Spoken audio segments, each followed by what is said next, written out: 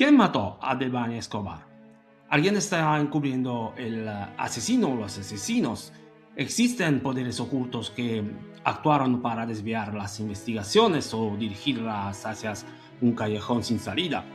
¿Hay personas intocables, poderosas o hijos de personas poderosas que pueden cometer crímenes con la certeza de quedar impunes? Estas preguntas siguen sin respuestas desde el abril de 2022. Son respuestas que alguien debe dar a Mario Escobar y Dolores Basaldúa, los padres adoptivos de Devani, asesinada cuando tenía 18 años. Hay una fotografía que se convirtió en el símbolo de este feminicidio que conmocionó a México, un caso que puso en duda la eficacia de todo un sistema que incluye a la fiscalía, las fuerzas policiales y se extiende hasta la política. La foto muestra la última vez que Devani Escobar fue vista con vida. Fue tomada por un taxista que debía acompañarla a su casa. En nombre del crimen les relata el caso de Devani Escobar, desaparecida la noche del 9 de abril 2022 en General Escobedo, Nuevo León, y hallada sin vida el 22 de abril en el interior de una cisterna. Devani Escobar era una joven como cualquier otra. Era estudiante de Derecho, pero también le gustaba divertirse. Habría querido divertirse también aquella maldita noche, pero la historia terminó de otra manera, con un final que no se le desea a nadie. Son poco más de las 23 horas del 8 de abril. Devani tiene una cita con una amiga llamada Sarai. El conocimiento entre ambas es reciente. Hay una tercera joven que las acompañará. Se trata de una chica que Devani no conoce, pero es amiga de Sarai. Se llama Yvonne.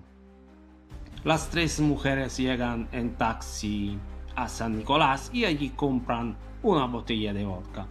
La noche joven y las chicas deambulan de fiesta en fiesta hasta llegar a Quinta El Diamante. Tocan a la puerta de una casa en la calle Numancia. Quienes organizaron la fiesta no conocen a las chicas, pero las dejan entrar. Es la 1:20 de la madrugada. Testigos relatan que Devani está ebria y discute acaloradamente con algunas personas presentes en la fiesta. Alrededor de las 3:30 Yvonne envía un mensaje a Juan David. ¿Quién es Juan David? Se trata del taxista que había llevado a las chicas a la fiesta. Yvonne le pide al taxista que recoja a Devani y la lleve a su casa en Apodaca. ¿Para qué las amigas le piden al taxista que acompañe a Devani a casa mientras ellas deciden quedarse en la fiesta? Porque la joven está muy ebria y está causando problemas. Se encuentra en un estado de fuerte alteración. A las 3:54 Devani sube al auto de Juan David. El taxista relata que durante el trayecto la joven manifiesta un comportamiento agresivo y quiere volver a la fiesta. Juan David envía un mensaje a Yvonne. La dirección que le dieron es incorrecta. Las dos amigas responden que no saben qué hacer y añaden que Devani las había golpeado y mordido.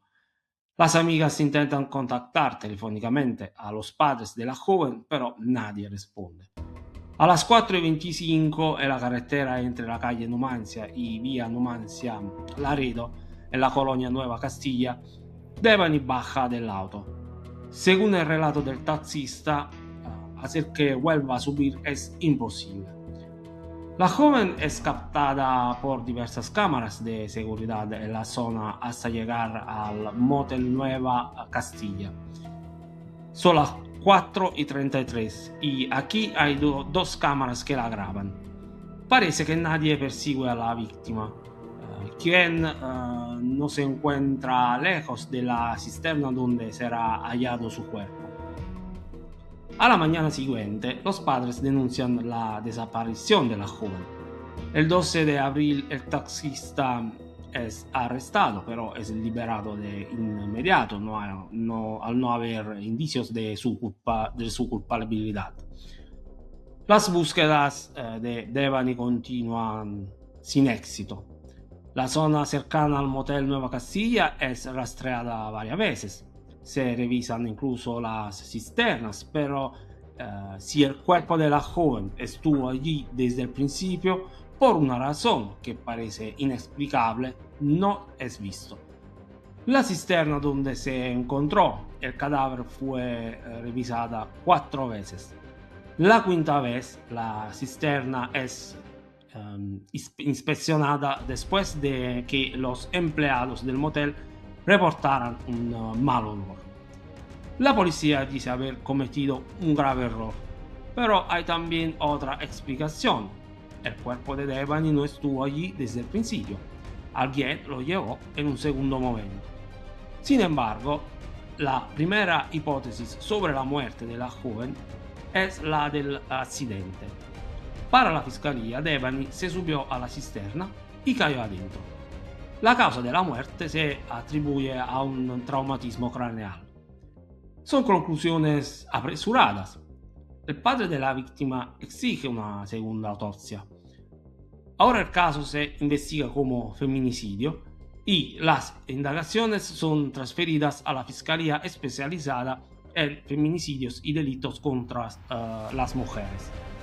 Mientras tanto, se recuperan y difunden nuevos vídeos de esa noche, a pesar de que los empleados del motel habían dicho que entregaron todos los que tenían en su poder. Alguien está ocultando algo. Se realizan nuevos peritajes en el motel, con especial atención a una habitación. El 13 de mayo se filtran los resultados de la segunda autopsia. El informe forense refiere que la causa de la muerte fue consecuencia de diversos golpes en la cabeza propinados con un objeto contundente. En el cuerpo se encuentran otras lesiones. Hay signos de violencia sexual. La conclusión de la segunda autopsia es que la joven murió antes de ser arrojada en la cisterna. El 16 de junio, las autoridades informan la decisión de realizar una tercera autopsia. El cuerpo de Devani es exhumado el 1 de julio y trasladado al Hospital Universitario de Monterrey. Se determina que la causa de la muerte se debió a asfixia por sofocación. Se establece que la joven murió entre 3 y 5 días antes de que el cadáver fue encontrado. Por lo tanto, la joven estuvo secuestrada y fue asesinada solo pocos días antes de su hallazgo. ¿Dónde estuvo retenida Devani antes de ser asesinada? Las únicas 2 personas vinculadas al proceso son 2 empleadas del motel, imputadas por haber ocultado y falsificado declaraciones relativas al hallazgo del cuerpo sin vida de la joven. Por el momento, no hay una sentencia contra ellas. Mientras tanto, el asesino o los asesinos de Devani Escobar están libres. ¿Quién es y quién lo protege?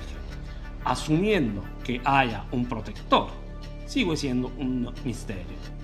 Si esta terrible historia les ha conmocionado e indignado, escríbanlo en los comentarios y no se pierdan los próximos casos de El Nombre del Crimen.